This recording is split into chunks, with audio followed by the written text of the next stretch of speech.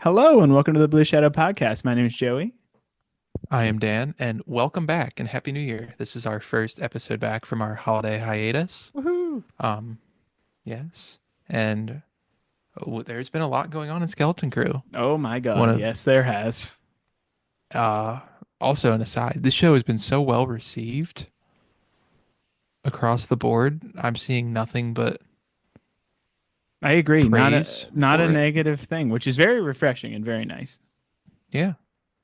So just a little summary of where we were and where we left off. So episode 4, right? Did we leave off on Yeah, we 4? reviewed episode 4. So We have 4 was not with covered Hannah. 5. Yes, we have Okay. not covered episode 5 and 6. Episode 5 being you have a lot to learn about pirates, and episode 6, Zero Friends again. Yeah. Wow. A lot of So stuff happened. brief refresher to get to where we are now. Through episode 4, they get the coordinates. They figure out that SM-33 has been to At-Aten before and has been ordered to destroy all information and anybody who knows about it. Episode 5 starts off with them wiping SM-33's memory about Fern uses her trick with her nanny droid to override the memory, and we get to learn all about SM-33, his old crew, and his old captain. Most importantly, his old captain and their hideout. So it takes our band of stowaways and whatever we want to call Jod to a this very dangerous planet, Pirate Den, that turns out to be the Sandals of Star Wars. It was so funny. It was. Um, so long story short, they find the old hideout and the coordinates to At-Aten and what's the treasure of At-Aten actually is. And there was one big reveal of that episode. And if Joey, do you want to Jod's a big fat meanie. more or less? Jod is a big fat meanie. A big fat meanie with a lightsaber. Yes. Dangerous. Also, if you're listening to the episode 7 review, you've hopefully seen episode 5 and 6. I just want to comment how similar it was to the Goonies and how much I love that movie. And now even down to some of the traps were the same. Uh-huh. Uh, but yeah. So then I that really enjoyed episode 5. I had been kind of up until this point like not hated it. as hot on this show. I loved it. I thought it was really good, but I was not as hot on this show as I was expecting to be, or maybe Should have been. as much as some other series that I really enjoyed. But this episode was the first one where I was like, "Oh, I'm in now." Hmm. And then Yeah. that brings us So to what did you think about episode 5 before you uh, summarize episode 6 for us? oh, I really liked it. I was watching. I was pretty busy with the holidays. I didn't get to watch it when it came out, so actually watched 5 and 6 back to back. Oh, wow. So I was watching with uh, private listening in our bedroom that I share with my girlfriend, and she was sitting next to me doing work on her laptop. I was listening to my headphones, watching the TV, and it was fun watching her notice what was happening and kept trying to look, Because she but saw the obviously first couldn't two hear anything. episodes with us when we went to the little screening thing. Yeah, She's so probably like, "Oh, wow." invested. She's invested now. She likes to pretend like she doesn't like it. Yeah, well, it was like after we finished. Well, what happened? Really? And I'm like, yeah. I'm like, do you want me to put on the volume for that? She goes, no, no, no. Then the same cycle repeated. She was invested in So the acolyte in the same way too. yeah. Anyway, episode 6. What do we got? Oh, no friends anymore. Uh, My favorite episode of the lot that we have so far. yeah. So, last thing with episode 5 that directly plays into episode 6 was Jod challenge Fern for captaincy of the Onyx Cinder, and in doing so, also took SM-33, who was bound by the pirate code. Mutineer Jod is. The irony that he was mad at all the other pirates for throwing a mutiny against him, but he himself threw a mutiny. Oh yeah. Well, we'll get to Jod in a little bit. Um, so kids, Jod and instructs SM-33 to kidnap the kids, take them hostage. The kids utilize some traps to get them out, and they are on this deserted, side of this luxurious island. And this is probably the boiling point for the kids. They split up. Fern and Neil decide that they need to work back to the ship. KB and Wim decide that they should follow the living life on the planet I of these love the trash swap crabs. of the friends. I thought it was Yeah. so strong, and it gave Yeah. each of the characters what they needed, I think. hmm So they go their separate ways, and they've been, the showrunners have been hinting that KB has a medical issue throughout the show. And it finally came to fruition where her, what was it exactly? Her, like a circuit or something Yeah, something going on in her head. gave out, and Wim needed to save the day and be the hero, which he did. Oh, that was my favorite moment of this entire show I thus know. far. And I have for the first four episodes that we recorded, I very tough on Wim. And if you listen to our blind ranking episode coming out, Dan may have some strong feelings about Wim. But this was the moment for me where I was like, he's learning his lessons that he needs to. hmm And that was very and KB's response to it, making him realize that this is as big a deal. This is a bigger deal than you realize it is. Yeah. That and calling him a Jedi, I thought it was just so perfect. hmm Um, as oh goodness, Fern and Neil make it to the ship. The ship is, taken over. Because who shows up but the New Republic, which is a great scene. Or did I jump the gun? No, they No, came you to got in it. We response the to the only thing, pirates. yeah, and the only thing we really missed was that the pirates kidnapped Jod, who comically had all the jewelry around, and SM-33 Yeah. had the jewelry around him, and the the New Republic chases them off, and the Onyx Cinder is getting moved to the garbage portion of this planet where KB and Wem are. Mhm. And KB and Wim are actually surrounded by the crab, the king crab, tetanus. Did you know that that was stop motion? I did. And do you Awesome. know why they call it tetanus? Because of the metal that would stab Yeah. them. Yep. So good. And there's like, did you see that they like put like little R2D2s and C3POs and like actual like Star Wars references in it? hmm It's so good. You should clearly Yeah. we watched the same little like video thing, but you should look into it if you haven't seen it. It's awesome. Yeah. So just speed it up to get us to where we want to be in episode 7. The kids reunite in the Onyx Cinder and they press the button. They press the button, and this was seriously this episode, and I was like, I'm buying the Lego set. That's it. I made I the thought that decision. too.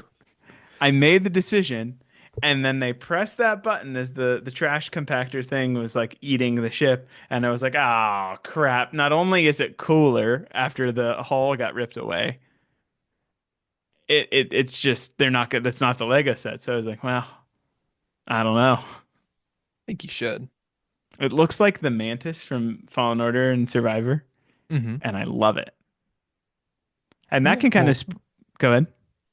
I was saying that can segue us into episode 7. Yeah, where Or one sorry. only one other thing I think we didn't talk about Jod's rousing speech to not get thrown in the airlock.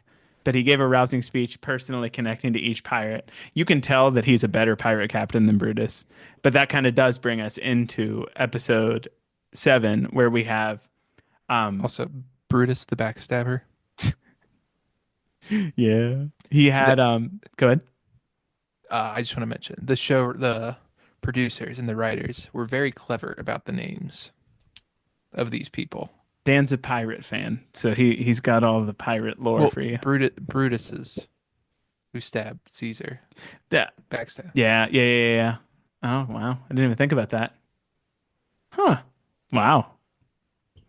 It's a very But intelligent show. And I kind of, you talk about them seeding things like that. I think all throughout they seed different things in a very non-obvious way, or sometimes a little mhm. more blatantly obvious, but that always comes back. And it's like, oh my God, I see how they did that. Like the nanny droid, for example. Yeah, everything's But very deliberate. it is, and it's very, very, very nice. But we have episode 7, which is we're going to be in so much trouble. We start pick up the episode kind of with the new Onyx Cinder.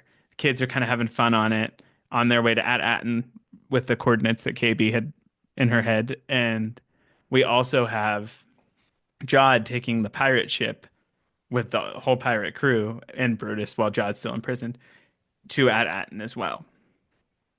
Anything about the journey to At-Atten that you wanted to touch on? No, not yet. I think for me, Wim clearly being like not happy with the situation. Um, Hmm. like it's kind of like showing his personal growth is like there, but it's not complete yet. Yeah, I thought that it's was an interesting I was moment. I think Wim is the most immature of the group. Yes. Um, and I think they are setting that up for a big pendulum swing Yes. to shift him. And I think we can talk about in a little bit some of the immature decisions that he made. And he did start, I feel like, at an even more immature spot. So he's gotten and he's Yeah. improved, but he's not perfect. Um, we see Jod almost get thrown in the airlock when they realize that the barrier is in fact a thing, and they thought it was like a storm. Hmm. I thought the way we can kind of now talk about like the concept of the barrier and them getting pulling the Onyx Cinder and the tractor beam. I really thought that I didn't think the barrier was actually going to be anything because they left it with so much ease.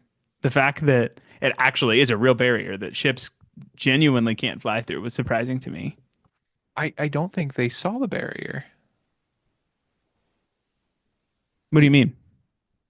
When they went through, at least we didn't see the barrier. I feel like we saw the red blinking lights and the green, but I feel like they maybe were just so like confused with what was happening that it And I wasn't think pointed out that's to us, they made us confused with it which I think is again intentional, deliberate. because then they immediately jumped to hyperspace. Yes. I just the concept of the barrier was great, Hmm. and I like that the kids tried to pull a fast one on the pirates with like capturing Brutus. Hmm. I was not expecting Jod to shoot him. I was once Jaw did that, I'm like, okay, he's not having a redemption arc. No, no, that's no, that was when he really cemented Pirate Jod in. That then kind of takes us to One more thing of pirate lore. okay. Captain Silvo, Long John Silver, How cute. in the book Treasure Island, Long John Silver's a mutineer They really are having fun with this, aren't they? who was on the ship with Jim Hawkins, Jim Wim. Did you make this up yourself? No, Okay. I mean I read the book No, and no, I I meant saw like, once did you come up make these connections yourself? Because it would be impressive if you did. I saw people make the name connections, Hmm. but reading the book, it's like okay, this makes sense. The mutineer. Oh, and it's oh, now I just made another one. Okay, so in Little Brief Treasure Island, the book is about a kid who's the son of people who own an inn. Hmm.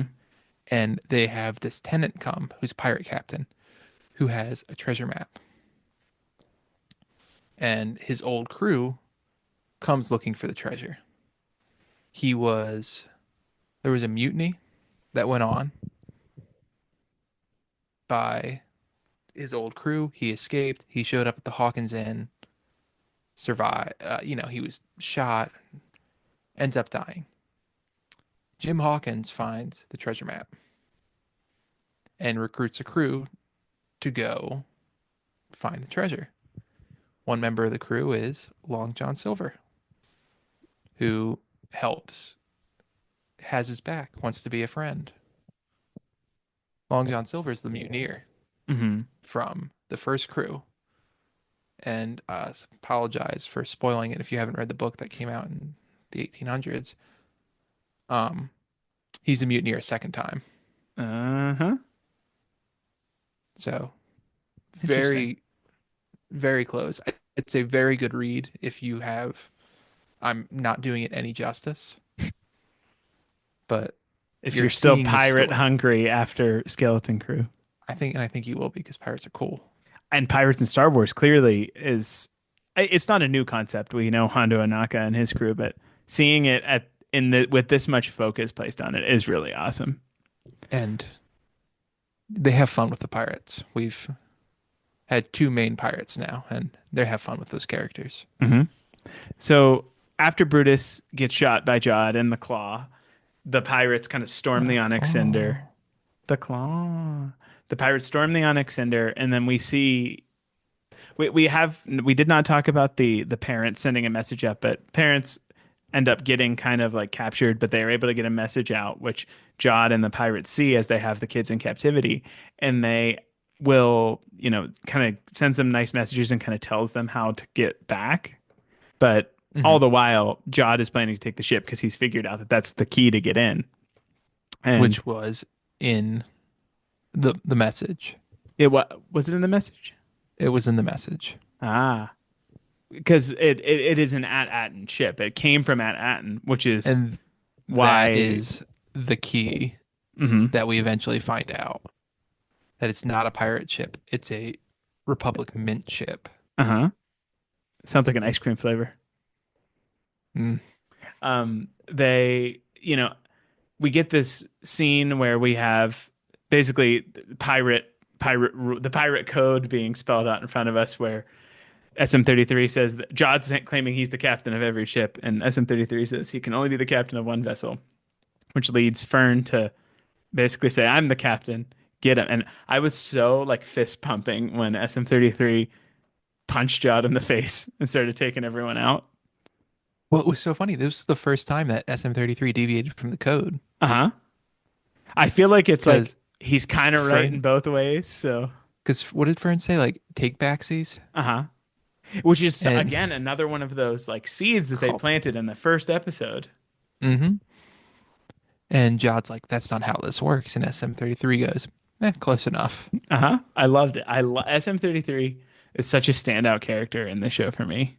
Because like you could tell he like when he was turning on the kids, he didn't want to. Mm-hmm. But it seemed like this was such a gray area where he was like, take backseat, sure, why not? Um, we ultimately end with the kids, you know, and we end up with Jod. The kids are able to kind of escape, but Jod ends up being a stowaway on the ship. He unfortunately cuts SM-33's head off with a lightsaber. Yeah, it was pretty sweet. It was pretty Going sweet. back to my girlfriend audibly gasping. She watched it. Yeah, no, that one she watched with the volume Uh, on. I think SM-33 will end up coming back. I have to say he's been shot, got his head taken out. He's fine. I feel personally, but what is not fine is my emotional state after hearing Jod berate the kids and wave the lightsaber around at them. And he said, I'm so glad I saw that message. So now I know who to cut up piece by piece. Oh my God, it was so aggressive. And I definitely think that Jod is not a like we talked about speculating maybe he has Order 66 ties. I do not think that's the case. He's not holding that lightsaber like any Jedi or Sith or anything that we've ever seen. He's waving it around. I don't know. I don't know. He's also holding it. I think he's being erratic because he can. I think And he they has to made the be to choice to maintain have him control. I think they made the choice to have him use it like a pirate would point their sword. Like a cutlass. Yeah, for me, I feel like that makes him look like he's not been trained. But also, if he was a Jedi, this is like years and years and years ago. Like, I mean, he definitely has some training with the Force because remember, he just unhooks his cuffs that way. yeah, And he could have done it a implying that he long could have time done it the ago. whole time. Yeah, Yeah. intriguing. So we end up after Jod berates the kids, which is very sad. And I think that's when they and we are kind of like, oh no, this is not the mentor. Star Wars has. I was watching Star Wars Explains review on this episode, and he mentioned how Star Wars has us trained with like Han Solo, like it's the scoundrel who cares heart. Hmm. Uh, but Jod, I don't think is the scoundrel who cares No, not because anymore. they do end up, and this all happens after they, reach through the barrier, which I thought was so cool that the planet was actually inside of this. Like the barrier is substantially larger than the planet, which I thought Hmm. was awesome. And then, much like it happened on at Akron, the automatic landing sequence, gets in, and then we get, taken into the planet where we see Jod kind of force the kids to play along with him. The planet, or like At thinks that this is like a republic. What do they say, emissary? Hmm. So he's there to pick up the credits, which is excellent for him. Yeah. And the episode kind of ends with the parents getting to reunite with the kids and Jod being in what we learn are one of thousands of vaults with all of these credits in it. Hmm. And Jod, the episode actually ends in a cut hanger that made me scream, "No, you're not going to do that," audibly. Jod holding his lightsaber out at the kids in a very Anakin slaying the youngling style camera angle. Hmm. So for me, I feel like the substance of the episode happened early. We have all this stuff that kind of sets up what's going to happen in episode 7. Was there anything towards the back half of the episode that you wanted to touch on? Uh, the supervisor. It's the first time we heard their voice. Yeah. Ah, And then I have a question. okay. Go ahead. So I think they made it pretty clear that they still believe they're a part of the Republic. The At-Aten like government. People. Yes, And I don't think they know about the like all the stuff that happens with the anything. Republic. So my second question is, do we think anybody else knew about them? Anybody else Because knew about At-Aten? right, like it to me it doesn't make sense that they have all this money and the Empire is not knocking on their door. I mean, I feel like it might be Other one of than those just things where like it so predates anything that would be on the Empire's radar. But yeah, it does pose. I think what you're kind of getting at, and does have a lot of merit, is why are they just continuously making money if nobody's coming to pick it up? Are they in contact with someone who is picking the money up? The way that like that announcement from the supervisor came over the parents having that meeting with the droid, it sounded like this was something like special that they might have been like expecting for a long time or something. they've never had a ship show up Uh-huh. Which we because know is clearly a thing. there were people playing on the landing platform who didn't get out of the way Hmm. It's like like you the would when X-Jet. you it is, and you wouldn't if you see that often, you would know, okay, there's a thing coming, I have to move. This is going to come up. Hmm. And they didn't. So this makes me think a lot of these people have never seen a ship. Well, and they the only thing is they threw that wrinkle in there with Wim's dad in their message saying like, "Oh, the you were supposed to learn about all this when you graduate."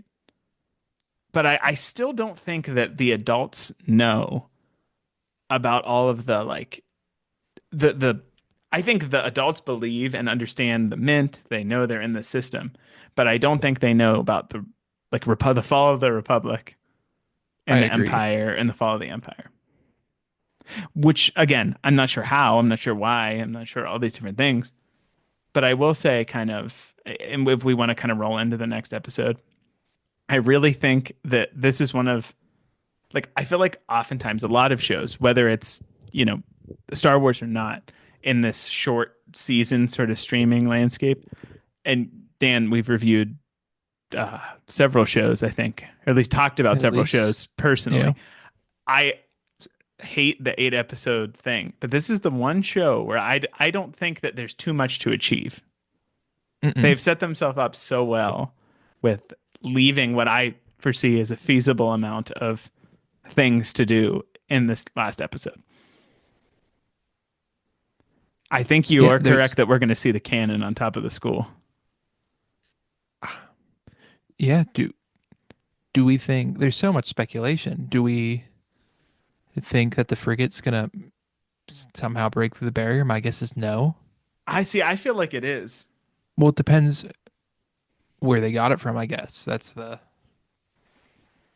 I mean, could Jod find a way to shut down the barrier? Maybe it. Do the my kid? guess is Is it like could the kids somehow get in contact with the New Republic?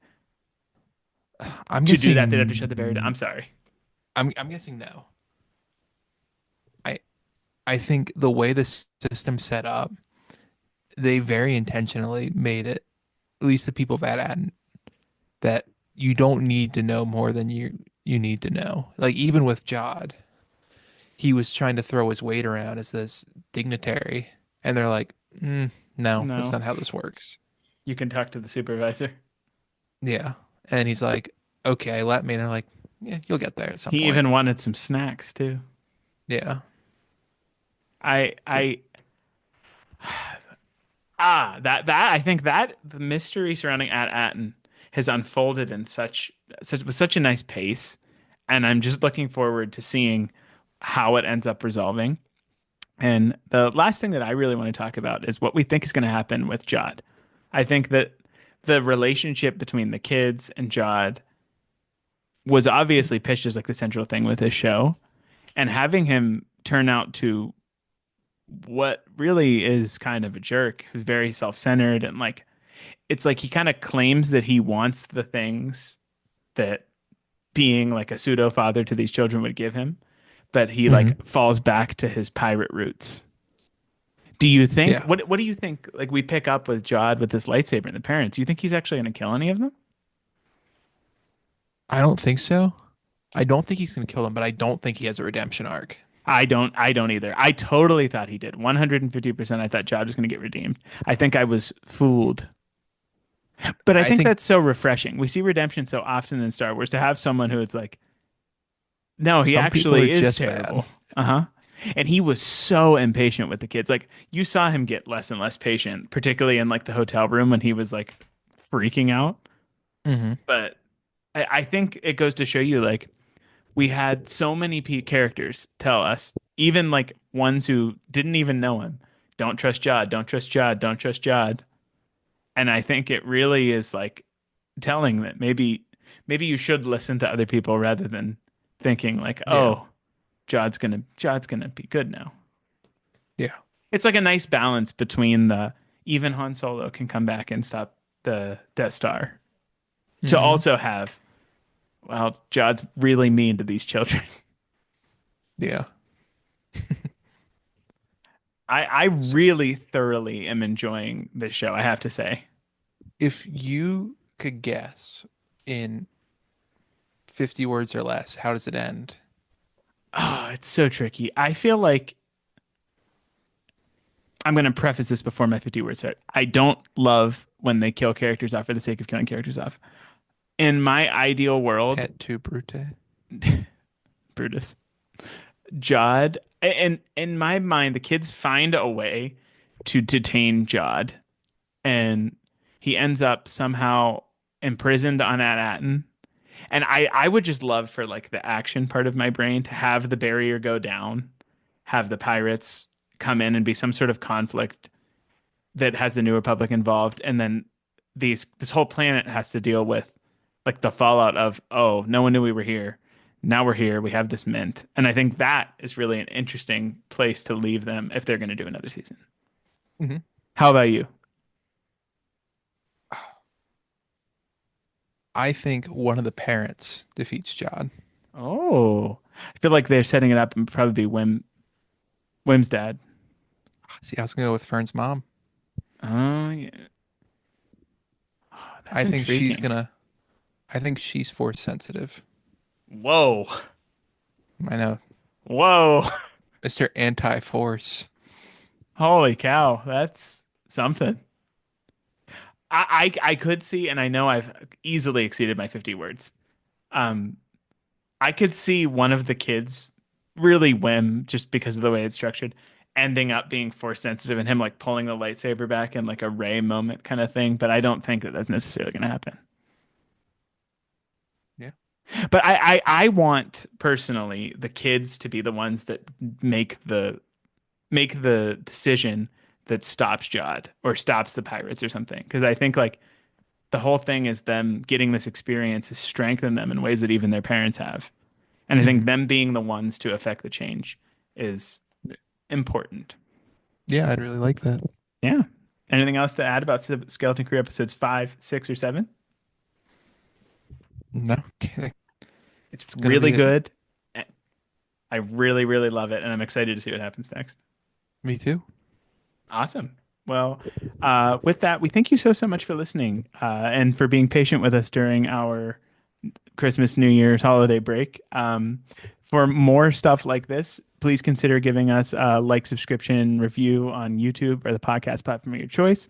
And please consider giving us a follow on Twitter, X at Blue Shadow Pod, or on Instagram at Blue Shadow Podcast. And with that, we thank you so much for listening again, and we will see you next time. See you next time. Thank you.